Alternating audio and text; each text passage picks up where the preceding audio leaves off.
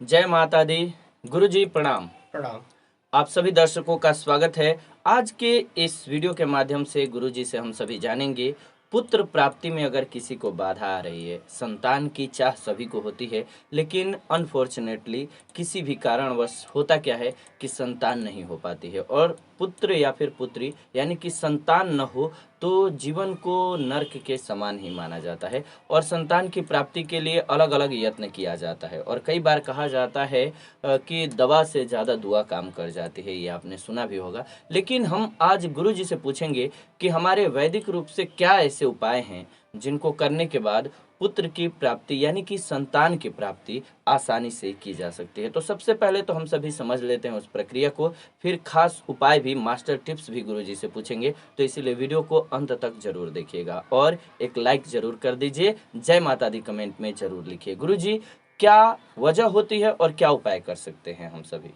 जी, देखिए, मैं बताना चाहूँगा, पुत्र प्राप्ति दो तरीका ऐसा है, वो हम लोग पुत्र प्राप्ति कर सकते हैं। और क्यों पुत्र प्राप्त नहीं हो रहे हैं, पुत्र संतान पैदा क्यों नहीं हो रहे हैं। संतान में देखिए दोनों आती हैं, लड़कियां भी और लड़के भी। और पुत्र का केवल पुत्र ही होता है, संतान। तो मैं बताना चाहूँगा संतान प्राप्ति क्यों नहीं होती है। एक तो होता है हमारे पितृ जो है नाराज है, पितृ दोष जो लगता है। अगर पितृ दोष है तो संतान में दिक्कतें होती। दूसरा जो है, अगर मान लीजिए काल सर्प दोष है, काल सर्प दोष के साथ साथ आपके जन्म पत्री में मांगलिक का योग है, तो इस भी परिस्थिति में संतान बहुत देरी से प्राप्त होता है, मतलब संतान की वृद्धि रुक जाती है। तो लोग नाना प्रकार के यत्न करते हैं, काफ़ी उपाय करते हैं, परंतु उनको संतान प्राप्ति नहीं होती है। कुछ न कुछ विघ्न बाधाएं आ जाती हैं। वो जो विघ्न बाधाएं आती हैं इसीलिए आती हैं जो कि हमारे ऊपर एक तो पितृदोष है और दूसरा मांगलिक योग भी है, काल सर्प दोष भी है, और भी कई सारे ऐसे योग होते हैं जिससे पुत्र प्राप्ति में दिक्कत आती है, बाधाएं आती हैं। तो आप लोग सभी इस प्रकार के दोषों से छुटकारा पाने के लिए एक बहुत ही अच्छा उपाय मैं बताऊंगा और एक मंत्र बताऊंगा जिससे पुत्र प्राप्ति होना ही होना है। आप लोग सबसे पहले तो हरिवंश पुराण का स्मरण करें और पाठ करें, और साथ में भगवान श्री कृष्ण के बाल स्वरूप का पूजा करें और उनका सेवा करें। जो भगवान श्री कृष्ण का बाल स्वरूप का मूर्ति है वो घर में ले आए। अगर पहले से है उसी बाल स्वरूप के मूर्ति को आप लोग स्नान ध्यान करा के सुंदर से सुंदर वस्त्र आभूषण उनको पहनाएं, उनको उनका श्रृंगार करें और भगवान को गंध पुष्प धूप दीप से एकदम सुसज्जित रखें। रोज भोग लगाएं। जितना बार आप खा रहे हैं भोजन नाश्ता कर रहे हैं उतना बार भगवान को भी जरूर भोग लगाएं और भगवान को खाना खिलाएं। दोनों टाइम भगवान की आरती करें, सुबह शाम भगवान का आरती करें, विशेष पूजा करें। उनको 15-20 दिन में बांसुरी चढ़ा दें। बांसुरी जरूर चेंज करें, 15 से 20 दिन के अंदर भगवान श्री कृष्ण को बांसुरी चढ़ा दें। और जो पहले की बांसुरी है वो किसी बच्चे को दान कर दें। पहले वाली बांसुरी उनके भगवान श्री कृष्ण के किसी भी लड़के को दान कर दे। जो छोटे बच्चे होते हैं उनको बांसुरी दान करना है। तो आप लोग विशेष करके भगवान श्री कृष्ण का सेवा करेंगे।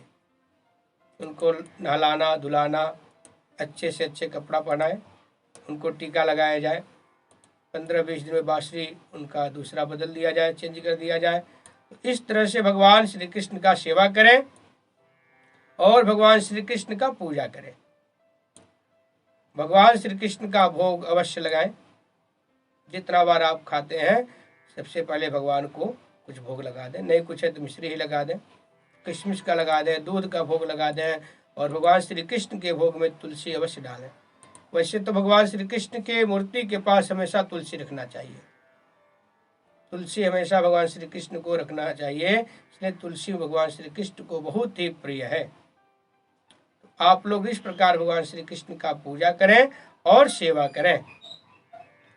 अब मैं ऐसे उपाय बताऊंगा जिस उपाय को करने से आपको बहुत ही शीघ्र पुत्र की प्राप्ति होगी। तो आप सभी ने देखा कि वास्तु के अनुसार आपको घर में भगवान श्री कृष्ण का बाल रूप का फोटो जो रखना है या फिर मूर्ति रखनी है और उनकी पूजा करनी है। आप अपने बेडरूम में भगवान के बाल रूप को लगा सकते हैं या फिर फोटोज लगा सकते हैं बच्चों के। अब इसके अलावा गुरुजी से हम सभी जानेंगे वैदिक मंत्र के बारे में। गुरुजी बताइए कि कौन से वो मंत्र हैं या कौन सा वो मंत्र है जिसका अगर जाप करते हैं तो इससे संतान की प्राप्ति होती है। जी देखिए, मैं मंत्र जो बताऊंगा बहुत ही शक्तिशाली और बहुत ही महत्वपूर्ण मंत्र है। इसको सबसे पहले तो आपको बहुत ध्यान से इसको सुनना है, उसके बाद लिख लेना है।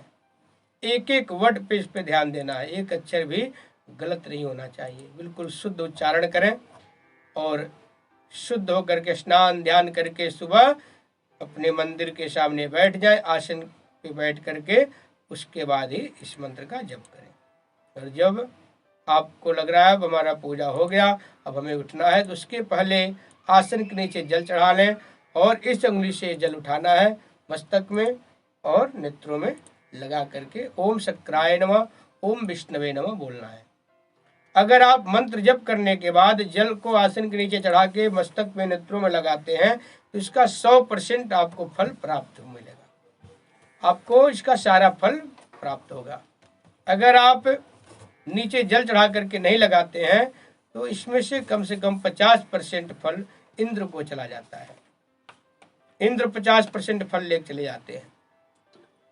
तो इसलिए आप लोग जब मंत्र का जप कर लेंगे उसके बाद आसन के नीचे जल चढ़ा करके मस्तक में नेत्रों में अवश्य लगाएं। अब मैं बताऊंगा आप लोगों को ऐसा क्या उपाय करना है, कौन से मंत्र का जप करना है जिससे कि पुत्र की प्राप्ति होगी। आप लोग मंत्र को ध्यान से सुनेंगे। ओम परब्रह्म परमात्मने मम दीर्घजीवी सुतम कुरु कुरु स्वाहा। एक बार और आप लोग बहुत ही ध्यान से इस मंत्र को सुनेंगे, बिल्कुल इसका एक वर्ड भी गलत नहीं होना चाहिए। तो मैं दोबारा मंत्र को बोलूंगा, आप लोग ध्यान पूर्वक सुने। ओम परब्रह्म परमात्मने मम दीर्घजीवी सुतम कुरु कुरु स्वाहा। इस मंत्र को श्रद्धा भाव से बहुत ही आस्था के साथ आपको जप करना है। जप कब करना है ये भी मैं बता देता हूँ। जब औरतों का पीरियड आता है उसके 5वें दिन से आपको ये जप का प्रारंभ कर देना है और इसको 11 दिन तक जप को करना है। 11 दिन जप करें और इसका बहुत ही शक्तिशाली फल आप लोगों को प्राप्त होगा और बहुत ही शीघ्र इसका फल प्राप्त होगा। अगर आप लोगों को लग रहा है इस महीने में ये कारगर नहीं हो पाया तो आप लोग अगले महीने भी इस तरह के उपाय अवश्य करें, जिससे कि आपको जल्दी संतान की प्राप्ति होगी, पुत्र की प्राप्ति होगी। बहुत ही अचूक मंत्र है, बहुत शक्तिशाली मंत्र है, इसका आप लोग लाभ अवश्य लें। बस थोड़ा सा सुबह स्नान ध्यान करके ही इस मंत्र को जप करें। बिना स्नान ध्यान किए किसी भी मंत्र का, किसी भी पाठ पूजा का कोई फल हमें नहीं प्राप्त होता और हमें पाप चढ़ता है। तो आप लोग ध्यान रखेंगे, स्नान ध्यान करने के बाद ही इस मंत्र का जप करेंगे और भगवान श्री कृष्ण का आराधना करेंगे। आप लोगों को परम पिता परमात्मा का कृपा अवश्य प्राप्त होगा और संतान की प्राप्ति में जो भी बाधाएं आ रही हैं, जो भी संकट आ रहा है, धीरे धीरे समाप्त होने लगेगा और बहुत ही जल्दी भगवान आपको एक संतान अवश्य देंगे। तो आइए, जो लोग भी इस वीडियो को देख रहे हैं, अगर आपको कुछ पूछना हो, कुछ भी जानकारी लेना हो तो आप लोग कमेंट के माध्यम से पूछ सकते हैं, जानकारी ले सकते हैं। अगर किसी को बात करना है तो नीचे लिखे गए नंबर पर आप बात कर सकते हैं, जानकारी ले सकते हैं। और इस वीडियो में ओम परमात्मने नमः कमेंट में अवश्य लिखें। ओम परमात्मने नमः कमेंट में लिखना है, जिससे कि भगवान की कृपा आप लोगों के ऊपर प्राप्त हो। तो इस वीडियो से हम विदा लेते हैं। अगली वीडियो हम इसी प्रकार के लेकर के जल्दी ही आपके सामने आएंगे। आप सभी का बहुत बहुत धन्यवाद।